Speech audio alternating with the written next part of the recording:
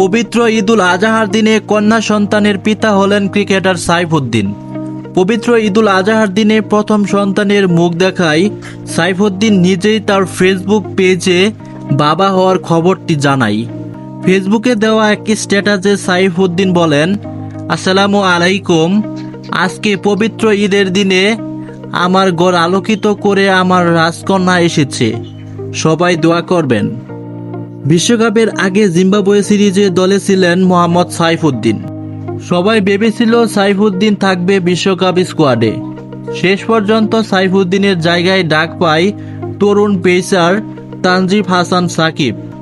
গত বছরের 2 মার্চ নিজ শহর ফেনীতে জমকালো আয়োজনের মাধ্যমে বিয়ে হয় সাইফুদ্দিন এবং তার স্ত্রী ফাতেমা হক জারার।